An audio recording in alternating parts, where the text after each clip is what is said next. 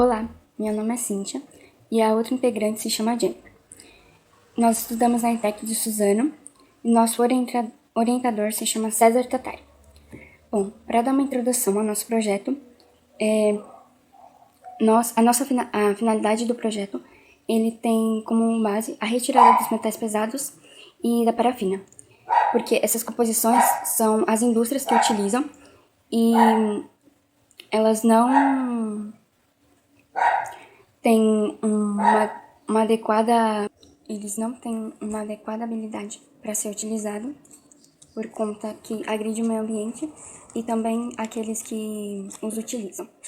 Diferentemente da indústria, o nosso projeto ele utiliza como base de matéria-prima as ceras de abelha e a de carnaúba, que elas não danificam o solo e também para aqueles que vão utilizar. Também o giz ele não é tóxico e ele tem um baixo período de decomposição, diferente da indústria, que eles criam um produto que tem um longo período de decomposição e isso acaba também agredindo o solo, onde é descartado. Tem também o problema que esses produtos eles não passam pelo ímetro, que é um regulamento que eles fazem para um produto, se ele tiver quantidade alta de metais pesados, como por exemplo o chumbo, que está presente em brinquedos, e isso também tem influência da pirataria, que vem crescendo no mundo, e é uma forma irregular de entrar no país. A iniciativa do nosso projeto é produzir giz de cera orgânico de baixo custo, com toxicidade baixa ou quase nula, visto que no Brasil e no mundo cerca de 143 mil pessoas elas acabam sendo envenenadas pela utilização de chumbo. Os metais pesados como o chumbo e entre outros, eles são utilizados na indústria de tintura, pois eles barateiam o processo. Bom, a hipótese para o nosso projeto é que ele seja contribuinte tanto para o meio ambiente quanto para a parte social, porque no caso do meio ambiente seria que ele não prejudique o solo quando ele for ser descartado, já que ele vai ter um baixo período de decomposição, e também na parte social, porque ela pode ser utilizada em atividades escolares, não prejudicando para as crianças, que elas utilizam o giz em atividades no dia a dia, e porque a composição do giz ela não vai em lesões, e porque ela tem, além da sua não ser tóxico, ela terá um pigmento natural, porque as indústrias elas criam um produto com um pigmento que danificam o organismo.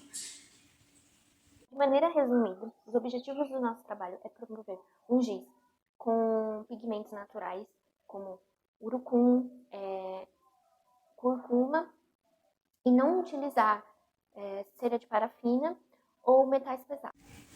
Bom, e o nosso método para o trabalho é o explicativo, porque ele obtém a análise do giz,